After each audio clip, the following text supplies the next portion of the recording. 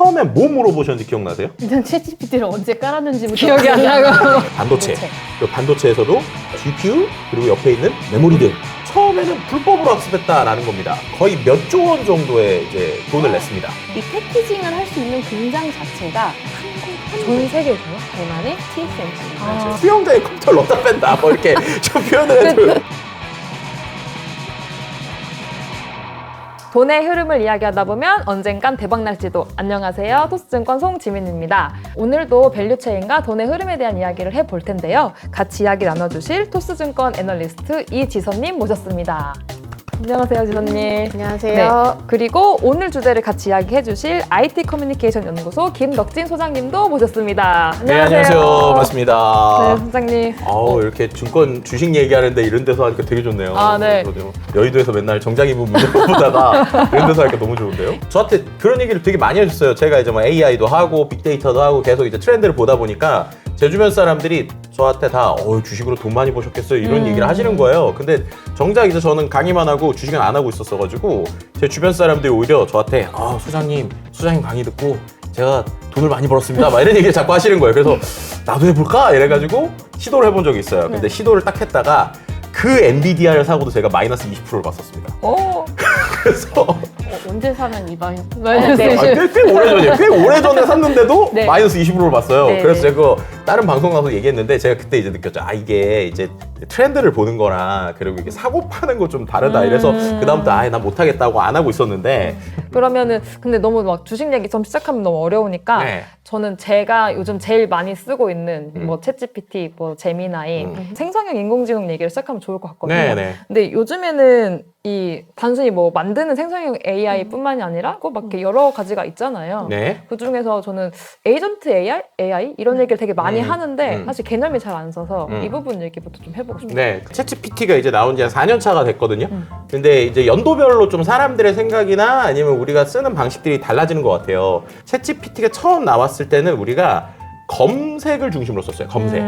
혹시 처음에 뭐 물어보셨는지 기억나세요? 챗GPT한테? 일단 챗GPT를 언제 깔았는지부터 기억이 안 나고. 벌써 오랜 시간이 지났군요. 근데 저도 네. 요즘에 네. 물어보는 걸 많이 해요. 요즘 그죠. 저는 사주도 네. 많이 물어보고 맞아요. 오늘 내 기분 이런데 왜 이럴까 네. 약간 이런 것도 물어보고 맞아요. 지금 말씀하신 대로 지금 우리가 이제 대화를 하거든요. 근데 처음에는 되게 정보성 검색을 많이 했어요. 그래서 제가 그때 기억이 나는 게 50대 남성분들 대상으로 이제 챗GPT 강의를 해달라고 그래서 한번 아무거나 물어보세요. 그랬더니 그분들이 다 뭐 물어보셨는지 아세요? 오늘 날씨 어때? 이거 물어보시더라고요. 그래서 맞아 우리가 AI를 이렇게 쓰고 있었지? 라고 생각을 했는데 지금은 이제 단순한 검색을 넘어서서 말씀하신 대로 내 생각도 나누고 대화를 하게 됐죠. 왜냐면 이 녀석이 나를 너무 잘 기억하고 또 이제 그 기억을 바탕으로 해서 나한테 정말 살가운 얘기들도 해주기 때문이라는 거죠. 그랬더니 이제 2025년 한 중순부터 사람도 바뀌기 시작하고 AI 기술도 더 좋아지기 시작하는데 어떻게 바뀌느냐? 일단 사람은 예전에는 우리가 대화만 나눴는데 내 정보를 하나씩 주거나 권한을 주기 시작합니다. 그래서 예를 들면은 그래 AI야 너 컴퓨터 파일에도 이제 접근해봐. 너 내 이메일에도 접근해봐. 그럼 그걸 갖고 해봐 라는 식으로 이제 마음을 열기 시작을 하죠. 근데 AI 기술 역시도 그런 걸 할 수 있게 좋아지게 돼요. 그럴 때 이제 우리가 보통 이제 추론이라는 얘기를 많이 쓰는데 AI가 예전엔 단순히 생각하고 바로 얘기를 했다라고 하면은 요즘엔 얘도 단계별로 생각을 해요.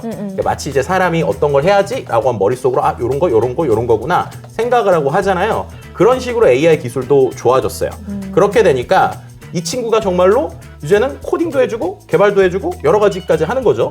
그리고 그 중에서도 이제 우리가 제일 많이 쓰는 게 이렇게 되면은 이 녀석은 비서 같은데 내 이메일도 지가 알아서 대답도 하고 내 일정도 관리해주네. 알아서 일을 하게 한다라고 하는 것들을 우리가 이른바 요즘에 에이전트 AI다 이렇게 부르고 있죠. 지선이 좀 궁금한 게 그러면 이 에이전트 AI가 피부로 느낄 만한 일상생활에서 뭐 좀 현실화된 게 있나요? 뭐 여행을 뭐 계획한다든지 뭐 이런 이제 이런 거예요. 내 캘린더를 보고 나서 얘가 요즘 너무 일을 많이 했어. 근데 5월에 보니까 캘린더가 좀 비어 있을 것 같아. 네. 그러면은 요 날짜에 너는 여행을 가라. 여행을 간다면 네. 요러요러한 데 가고 여길 가게 된다면 어떻게 예약이 되고 예약도 실제로 해주고 또 비용도 알아주고 또 비용이 막 움직일 때 야 이때가 싸서 이때 구매를 했어. 이렇게 일까지 완전히 뭐 나 대신 다 일을 해주는. 제 일거수일투족을 다 막 확인하고 있는 거예요? 그렇죠. 좀 무섭네.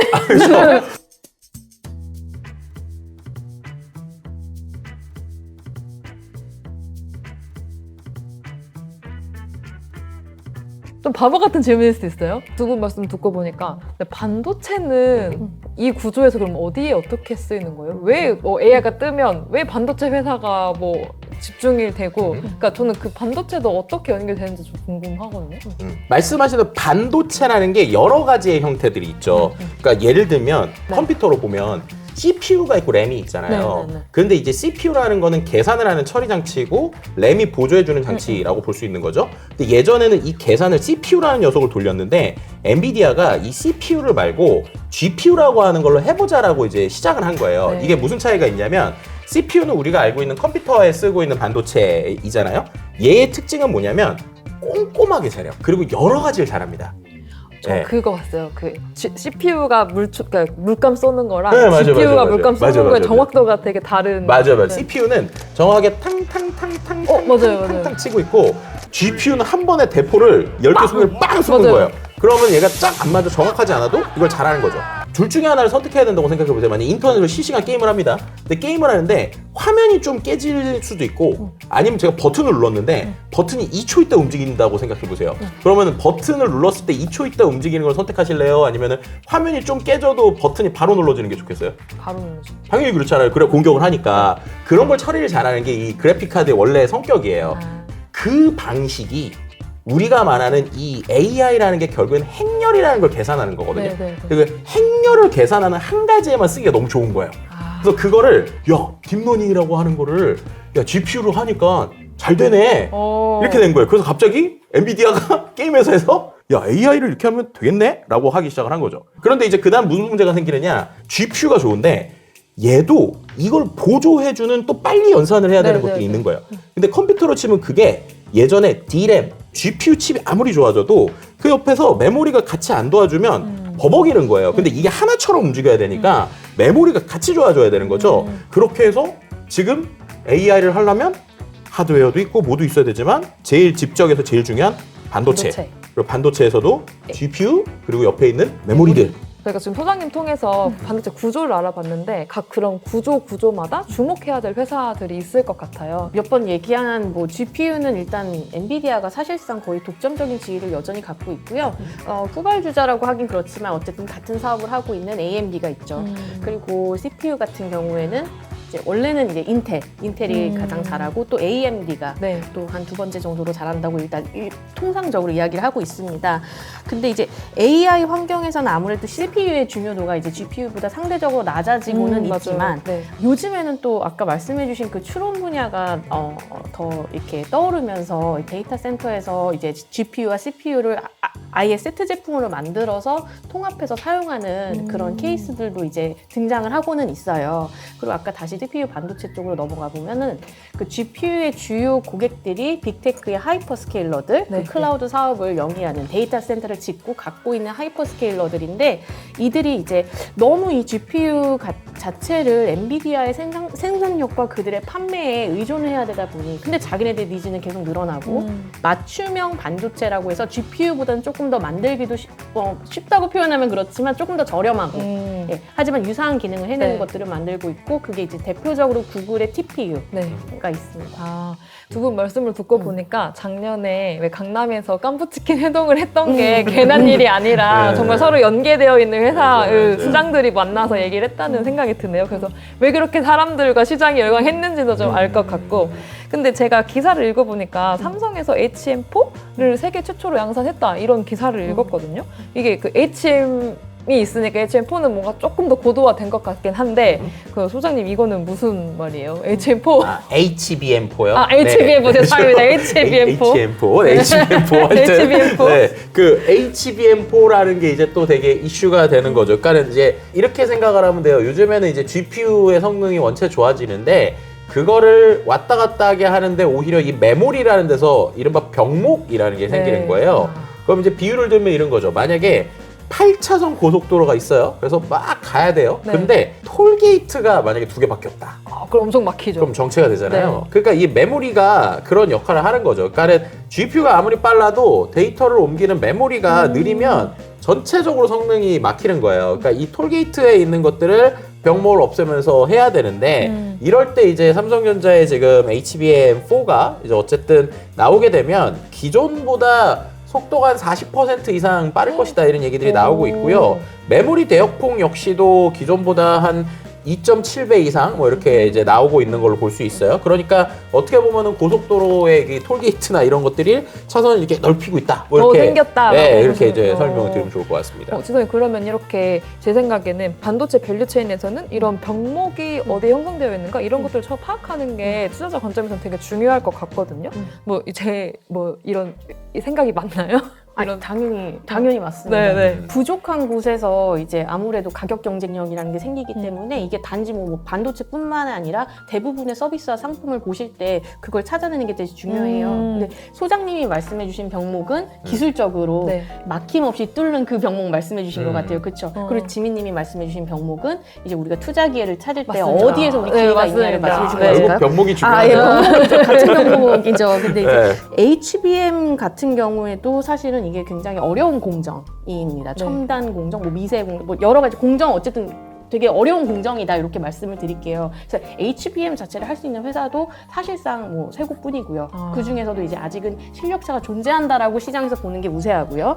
그리고 그 HBM을 만들려면 적층이라는 거, 네. 그게 이제 이 패키징을 할 수 있는 공장 자체가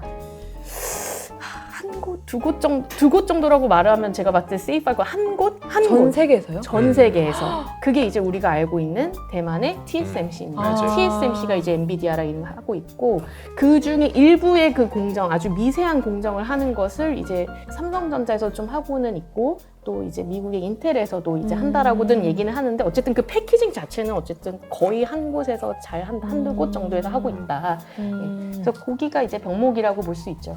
그럼 네. 이런 부분들을 조금 더 공부하고 뭐 분석하고 뉴스도 막 집중하고 하다 보면 투자의 그런 기회도 얻을 수 있겠다라고 생각하면 되겠네요. 그래서 이제 HBM4를 삼성전자에서 했다라고 할 때 사람들이 이제 기대하는 게 아까 이제 애널리스트님 말씀 주신 거에 실은 힌트도 있는데 SK 하이닉스 같은 경우에는 HBM을 만들 때 완전히 패키징을 처음부터 끝까지 다 할 수 있지는 못해요. 그러니까 여기에 있는 바닥이라고 우리가 보통 다이라고 표현을 하는데 이 바닥은 TSMC 거를 쓰거든요. 그리고 요거를 이렇게 적층을 하는 건 TSMC가 있어야지만 할 수 있는 거라 결국에는 HBM이 있더라도 TSMC랑 같이 해야 되는데 삼성전자에서 얘기하는 거는 이거는 우리는 예전부터 이 풀스택, 그러니까 말씀하셨던 것처럼 인텔 때처럼 우리는 다 할 수 있는 회사다 보니까 HBM4를 정말 극단적으로 말하면 TSMC 없이도 우리는 해볼 수 있어 라고 얘기를 하고 있는 거죠. 근데 퀄리티나 성능이나 이런 것들이 진짜로 그래서 TSMC 넘어갈 거냐라는 거 여전히 좀 지켜봐야겠지만 어쨌든 사람들이 그럼 기대감을 가질 때 와 그러면은 야 진짜로 TSMC 없이도 할 수 있는 거야? 라는 기대감을 좀 갖게 되는 상황들이 지금 HBM4가 삼성전자에서 했다라고 할 때 맥락이 이제 하이닉스랑 좀 다른 맥락이 거기 하나 있긴 있습니다. 네. 예.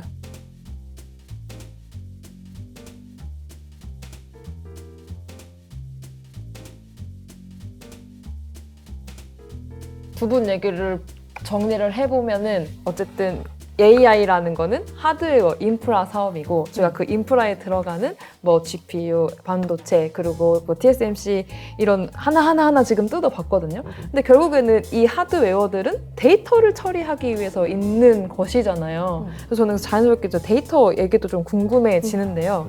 그 데이터는 AI 쪽에서 좀 과소평가되고 있다는 느낌도 들거든요. 그 선생님 이런 부분에 대해서는 어떻게 생각하세요? 일단 데이터가 없으면 우리가 뭐 재료가 있어야지 정보값을 맞아요. 얻어내잖아요. 네, 네. 그러니까 점점점 데이터가 중요해지는 시대는 분명히 맞고요. 뭐 장기적으로는 거기에서 이제 해자가 발생하지 않을까 이렇게 생각하시는 분들도 분명히 있습니다. 근데 이제 데이터 같은 경우는 왜 중요하냐면 이게 좀 복제가 어렵고 소유권 같은 이슈 때문에 또 축적에 상당히 시간이 필요하죠. 뭐 역사라든지 뭐 그렇죠. 이런 축적이 필요하고 꾸준히 조금 추적을 하면서 보셔야 되는 부분이에요. 근데 소장님 요즘에는 네. 데이터도 그냥 그러니까 다 크롤링하는 데이터뿐만이 아니라 AI들끼리 서로 합성하는 합성 데이터라는 것도 있잖아요. 맞아요. 그 합성 데이터도 되게 중요하게 떠오를 것 같은데 음흠. 그 합성 데이터 쪽에 대해서도 좀 궁금해요. 네, 머신러닝이라고 하는 영역이 있거든요. 그건 뭐냐면은 이런 AI가 실제 어떤 일을 하기 전에 데이터를 주고 그 데이터 안에서 확률상으로 계산을 하고 그다음 그 안에서 성과를 거둬야 되다 보니까 예를 들면 내가 어떤 이런 머신러닝을 제대로 하기 위해서는 내가 만약에 10만큼을 하기 위해서 적어도 100이거나 200, 300의 데이터가 있어야 그걸 갖고 뭘 할 수 있단 말이에요. 근데 어떤 영역들은 아예 데이터 자체가 100, 200, 300이 없는 데들이 있는 거예요. 제일 대표적인 게 의료 분야나 아니면 산업 영역에 되게 이런 게 있었습니다. 그런데 예를 들면 희귀병을 치료를 해야 되는데 희귀병 케이스가 별로 없어요. 네. 그러면 AI한테 뭔가 그래도 우리가 말하는 더미 데이터라고 하는데 데이터를 뻥튀기 해서라도 줘야 되거든요. 그래서 이제 이걸 어떻게 할까 생각하다가 처음으로 생각한 게 이제 합성 데이터라는 걸 해보자라고 한 거예요. 그래서 실제로 사람들이 만든 데이터를 비슷하게 마치 예를 들면 챗GPT한테 글을 주고 비슷한 글 10개 써줘 하는 것처럼 데이터를 만들어 볼까? 그럼 이거를 또 먹이로 줘서 AI에게 공부를 시켜볼까? 라고 하는 것들이 이제 합성 데이터의 좀 어떻게 보면 시작이라고 볼 수 있을 것 같고요. 그런데 이제 여기서 되게 디테일들이 필요해지는 거예요. 예를 들면 고대 이제 유럽 시대 때 보면 자기네 가족들끼리 결혼을 하면 유전자적인 문제가 생긴다 이런 것들이 있었잖아요. 비슷하게 이 합성 데이터들도 데이터가 이제 우리 사람이 만든 데이터가 아니라 AI끼리 만든 데이터로 뭔가 학습을 시켜보면 마치 유전병이 생기는 것처럼 퀄리티가 너무 안 좋거나 이상한 얘기가 나오더라. 그렇죠. 왜냐면은 불완전한 데이터들끼리 만났으면 더 그쵸. 불완전하게 나올 수도 있으니까. 그래서 거기서도 결국 일종의 손맛 같은 게 필요해지는 거예요. 손맛이요? 뭐 그러니까 김치 만들 때 그렇죠. 손맛 같은. 그러니까 이제 결국 데이터를 만질 때 손맛, 그러니까 우리가 말하는 파라미터 값 같은 것들이 되게 중요해지는 건데 그 합성 데이터의 비율하고 진짜 데이터의 비율을 몇 퍼센트 정도 해야 이게 어느 정도 문제가 없을까? 그런 것들이 다 노하우거든요. 그러니까 이쪽에 또 생각보다 특화되어 있는 데이터 회사들이 많고 우리나라에도 이런 쪽에 또 스타트업들이 많이 생기고 있어요. 그래서 그런 이제 합성 데이터라는 게 되게 또 중요한 요소이고요. 데이터에서 하나만 또 얘기를 하면 뭐 우리가 말하는 피지컬 AI 쪽을 생각을 해보면 이거는 거의 그냥 전 세계적으로 데이터가 없어요. 없어야 되니까 없다는 건 만들어야 되거든요. 그러면 이제 우리가 행동 데이터는 없잖아요. 그럼 전 세계 어디선가 누군가는 VR 기기 끼고 이러고 있어야 돼요. 아 그거예요. 그 게임 회사에서도 시뮬레이션 하잖아요. 맞아. 이런 식으로. 아 그렇게 모션을 실제 하는 거예요? 실제로 물컵 잡으려면 VR 기기 끼고 물컵을 계속 잡아줘야 돼요. 그럼 이것도 이제 그 다음에 합성 데이터로 뻥튀기를 시켜주는 거예요. 그러고 나면 AI가 공부를 하는 거죠. 이게 또 비율에 따라서 100% 똑같이 따라하는 게 아니라 처음에 로봇 보잖아요. 그러면 물컵을 집을 때 이렇게 시키면 손을 이렇게 떨어요. 이렇게 로봇이? 떨면서 로봇이 떨면서 이렇게 잡거든요. 그럼 이제 이거를 좀 더 좋아지게 하려면 데이터를 어떻게 더 넣어주면 좋을까 이렇게 계속 연구를 하는 거예요. 근데 데이터가 없으면 아예 이 AI 서비스 자체가 불가능해지는 거니까. 근데 이제 지금 듣다 보니까 생각은 근데 데이터는 어쨌든 학습에서 만들어진 데이터이기 때문에 혹은 이 소유권 문제가 되게 쟁점으로 떠오를 것 같거든요. 어떻게 생각하세요, 이런 부분은? 실제로도 이제 소유권 문제 때문에 법적 분쟁이 발생을 하고 그런 법적 분쟁이 발생을 했을 때 그 관련 회사들이 주가 약세를 띠기도 합니다. 그 예를 들자면 이제 언론사와 이 언론사 뭐 뉴스 데이터나 이런 걸 가지고 사전에 이론 없이 이제 학습시킨 AI 회사가 뭐 법적 분쟁에 휘말렸던 것도 이미 잘 알려진 이야기죠. 이게 사례 말고도 또 재밌는 사례들은 되게 많은 것 같아요. 데이터 소유권 관련해서. 맞아요. 특히나 이제 최근에 우리가 알고 있는 엔트로픽의 클로드가 이슈가 됐던 게 왜 이렇게 클로드는 다른 거보다 글을 잘 쓰지? 하고 뜯어봤더니 얘는 다른 거랑 다르게 책 데이터로 학습을 했는데 처음에는 불법으로 학습했다라는 겁니다. 예를 들면은 전 세계에 있는 이북. 근데 이 이북 무료 사이트나 이북 해킹 사이트에 있는 거를 갖고 학습을 해가지고 만든 거예요. 지하 시장에 있는 데이터를 학습한 거네요. 근데 그게 그래서 걸렸어요. 그래서 소송을 걸어서 거의 몇 조 원 정도의 이제 돈을 냈습니다. 근데 그리고 나서 그래도 얘네들이 계속 책을 공부하고 싶잖아요. 이렇게 하니까 어떻게 되냐면 구글에서 이 이북 프로젝트를 하는 사람을 데려와서 그러면 미국 법을 봤더니 우리가 책을 한 권씩 그냥 사서 그걸 우리가 스캔을 하면 그러면 미국 법상에서는 오케이야 라고 생각을 한 거야.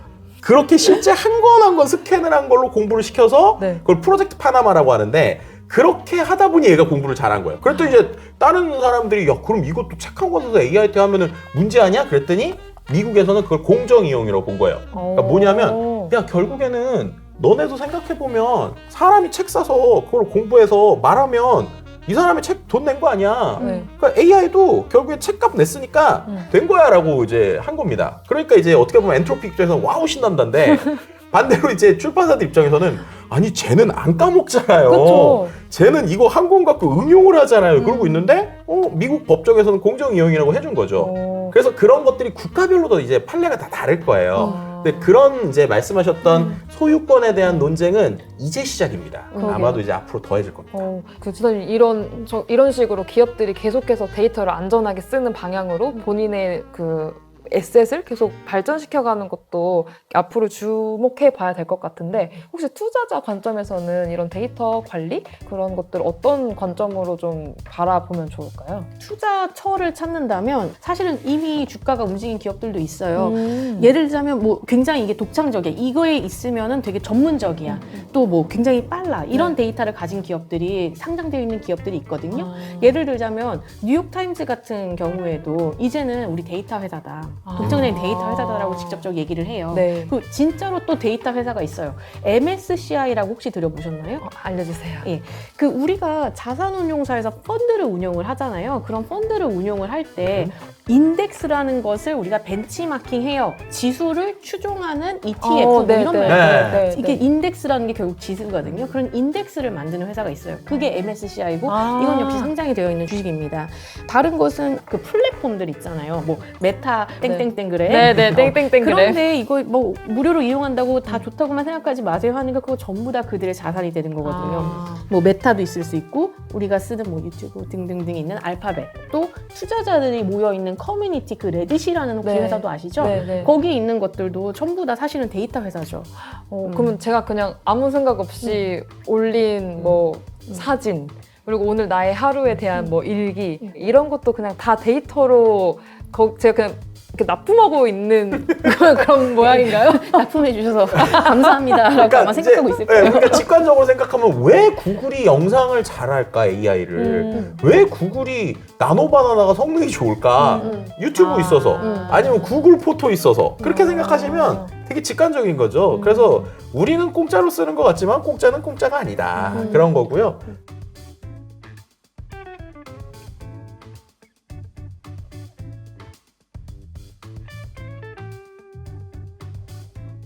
그 데이터를 어떻게 처리하고 하는 것 또한 이제 이 AI 관련된 투자를 할 때도 되게 중요하게 생각해 봐야 할 것 같아요. 근데 이 수많은 방대한 데이터를 이제 처리를 해야 되고 연산을 해야 되고 그러면 엄청 컴퓨터가 뜨거워진단 말이에요. 사실 저는 예전에 이제 윈도우 노트북을 쓸 때 윙 소리 나면서 막 노트북 뜨거워지고 막 여름에는 여기 허벅지 올려놓으면 막 데일 것 같고. 윈도우만 그렇지 않아요. 예전에 맥북도 완전히 막붕 돌았는데 요즘에 이제 패너블이 나와서 그렇지 윈도우랑 꼭 그렇진 않습니다. 네. 그래서 제 생각에는 이런 그러니까 데이터 센터들도 되게 뜨거워질 것 같거든요. 그리고 맞아요. 이런 경험들 누구나 하잖아요. 네, 말씀하신 대로 그래서 이제 우리가 아까도 병목 얘기를 했는데 제일 근원적인 병목이 여기 있을 수 있다는 얘기가 나오는 게 두 가지죠. 이제 결국엔 AI 돌려면 전기가 있어야 되는데 정말 우리가 그 데이터 센터야 뭐 지금 칩 넣어서 만드는데 그럼 그걸 돌릴 수 있는 전기가 얼마큼 있을 거냐 그럼 이 전력을 어디까지 쓸 거냐라는 경고가 있고 그럼 저희가 앞에서 얘기했던 이런 빅테크 회사들은 이 전력 문제를 또 해소하기 위해서 나름의 이런 기술 개발을 하거나 뭐 네. 투자를 하거나 할 것 같아요. 그렇죠. 혹시 뭐 이런 사례가 네, 있을까요? 뭐 최근에 그래서 원자력에 대한 얘기를 안 할래 안 할 수가 없게 되는 것 같아요. 특히나 이제 빅테크 기업 얘기하면 원자력이나 SMR을 가게 되는데 예를 들면은 마이크로소프트 같은 경우는 실제로 이미 2024년도에요. 이제 닫혔던 스리마일 아일랜드 원자력 발전소라는 게 있어요. 그거를 재가동하는 계약을 체결했거든요. 근데 여기가 원래 1979년도에 원자력 사고가 났던데요. 사고 난 데를 이렇게 또 허가해도 되는 네, 거예요? 그러니까 그만큼이나 AI 전력을 확보를 해야 되니까 그렇게 원전을 멈춰 있는 데들까지 다시 되살리는 것들을 좀 하고 있고요.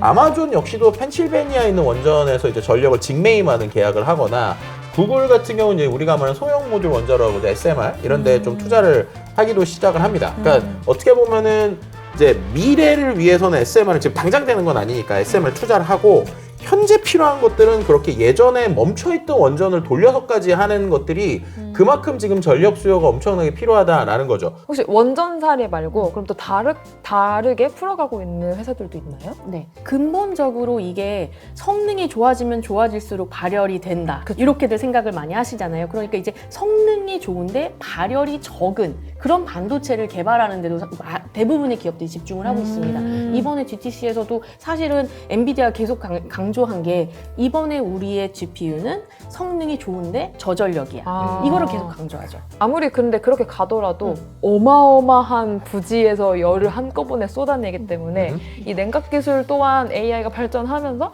되게 주목해야 될 산업으로 보여지는데요. 그렇죠. 실은 이제 그래서 처음에는 부지 선정에 되게 집중을 많이 했었어요. 예를 들면 우리나라에서도 데이터 센터를 그 강원도 이런 데 짓는 게 네. 바람 잘 들고 이제 전반적으로 그래도 시원해서. 시원해서 춥고. 조금 덜 하게 되는 네. 그래서 우리가 말하는 극지방에 만들려고 네, 네, 하고 혹은 사막에 하려고 하는 것도 사막은 또 밤되면 추우니까 이제 건조하기도 하고 그런 것들도 있고 또 땅이 넓으니까 그랬는데 그걸 이제 한계가 오는 거죠. 그것만으로는 안 된다. 그럼 이제 그 다음에 어떻게 해야 되느냐라고 할 때 이제 기존 방식이 에어컨처럼 찬바람을 불어서 이제 서버를 시키는 공랭식이 있었는데 이것만으로도 또 안 되는 거예요. 그래서 이제 어떻게 되느냐? 일종의 액체 냉각 방식들이 나오고 있는 겁니다. 액체 냉각. 그러니까는 서버 뒷면에다가 물 파이프를 직접 연결을 해가지고 이게 물이 흐르게 한다거나 네. 아니면 요즘에는 아예 특수 액체에다가 통째로 담그는 침수 냉각 방식도 나오고 있어요. 아 그냥 그 통째로 담은 거예요? 네, 칩을 그냥 이 특정 액에다가 담갔다 빼는 거예요. 그러니까 옛날로 치면은 이제 선풍기로 버텼는데 이제는 수영장에 컴퓨터를 넣었다 뺀다. 뭐 이렇게 좀 표현을 해도 그 좋을 것 같아요. 돌아가요? 전기 괜찮은 거예요? 그러니까 거기에 있는 특수 아, 이제 어떻게 보면 이제 1번 물은 아니죠. 당연히 1번 물은 진짜로 그렇죠. 큰일 납니다. 좀 바보 같은 질문을 한번.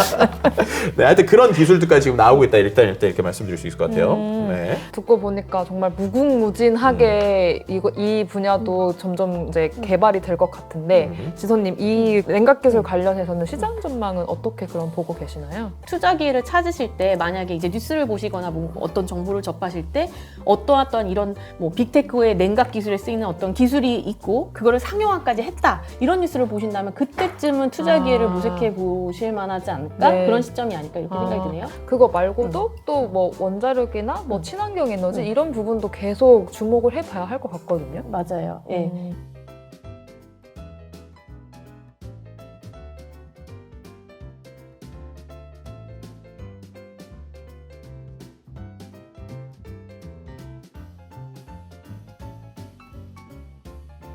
오늘 얘기를 좀 전반적으로 정리를 하다 보면 그냥 AI, 그러니까 전 사실 생성형 AI, 뭐 챗GPT, 제미나이, 뭐 클로드 이런 것만 하고 그 뭐 구글이나 이런 쪽만 좀 우량주로 생각하고 가고 있었는데 산업 전체를 뜯어보니까 뭐 반도체며 뭐 GPU며 또 뭐 전력, 냉각, 데이터까지 봐야 될 게 정말 많은 것 같아요.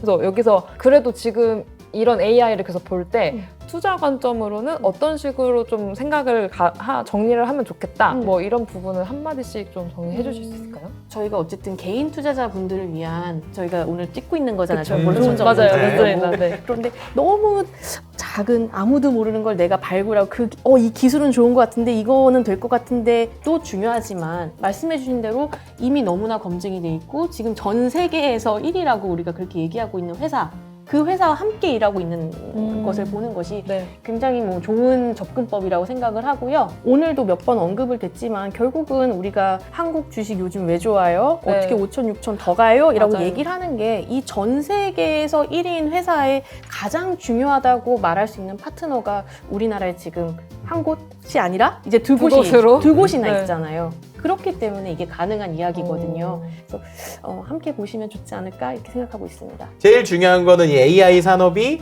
하나의 모듈이 아니라 큰 어떤 흐름이 같이 가는 거다. 그래서 그 흐름에 대한 전반을 우리가 큰 숲을 보는 시선들이 중요하니까 그런 관점에서 내가 좋아하는 투자 종목이나 내가 좋아하는 게 과연 이 숲에 어디쯤 있지? 라고 하는 걸 보신다면 훨씬 더 투자하실 때나 여러 가지 이야기 나누실 때 좋지 않을까 이런 생각을 좀 가져주시면 좋지 않을까 하는 마음으로 오늘 좀 나눠봤습니다. 네. 오늘 저희 AI에 대해서 이야기를 해보았는데요. 다음 편에는 또 어떤 대박날 지도를 그릴 테마를 가지고 올지 좀 기대해 주시기 바랍니다. 네. 그러면 오늘 여기서 마무리하겠습니다. 감사합니다. 감사합니다. 수고하셨습니다. 수고하셨습니다. 대박날 지도. 대박 날지도 아니에요? 대박날 지도? 대박 나나? 뭐 대박날 이런 거 지도? 아니에요? 이거예요? 저희 그 아. 소장님 네. 이제 막 시작하는 거여가지고 네. 구독과 좋아요 좀 아, 눌러주시고 진짜요? 구독과 좋아요 대박날 지도. 네.